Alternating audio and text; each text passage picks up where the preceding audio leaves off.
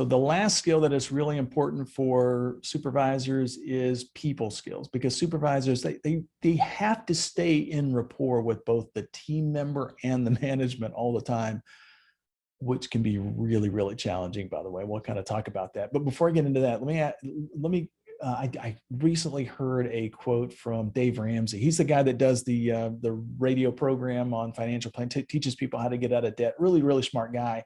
And on one of his shows, he made this really profound statement about education and people skills. And he basically said, I think the lie we've told people in the marketplace is that a degree get you a job. A degree doesn't get you a job. He said, what gets you a job is the ability to carry yourself into that room, shake a hand and look someone in the eye and have good people skills in the process. Those are the things that cause people to become successful. And I couldn't agree more with that statement, because for supervisors, especially as the conduit between management and the team members, we have to really stay in rapport with both of those groups. And this is going to require that you have great people skills, right? Human nature tells us that when someone slights us, we've got to respond in anger. Somebody, oh my God, I can't believe that person did that to me, right?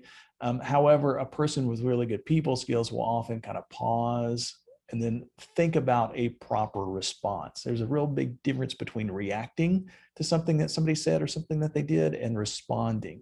And ultimately, the more trust that the other person has in you, the more the other person is going to like you as well.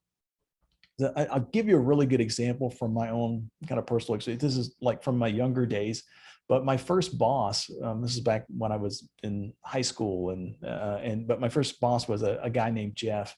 And he was a retired military officer. I liked him a lot. Everybody did. Everybody that worked for him. And he basically, after he retired from the Army, he purchased a franchise, and he hired me as one of these employees.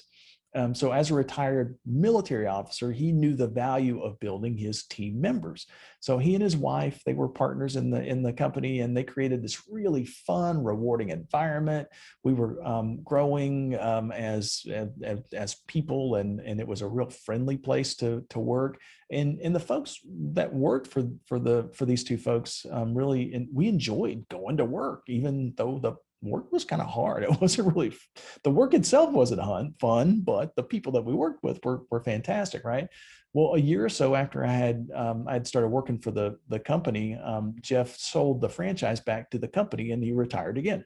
So the company that owned the franchises, they decided to use this location as a training ground for new managers. Since it was now company owned, they started sending in some of their managers that had just graduated from college or from their internal school.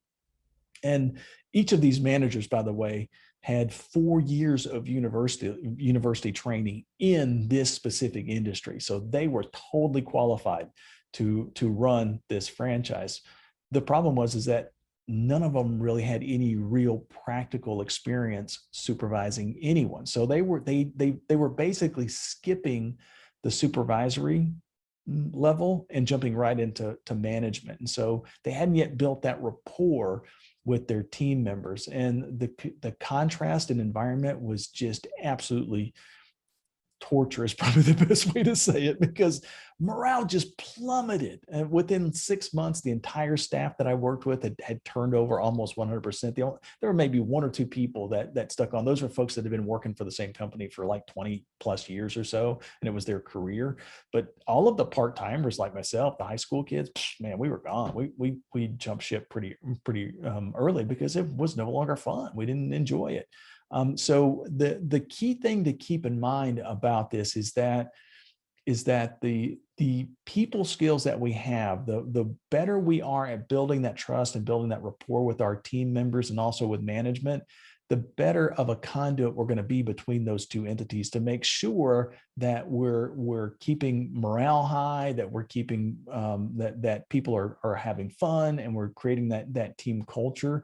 And so if you happen to be a business owner and you're seeing challenges within your organization, if you're seeing situations where where morale is down or there's conflicts repeatedly in your organization, it quite possibly means that the supervisors that you have probably need to be retrained. They're going to need some help. And the more help that you can give them, the better morale is going to be.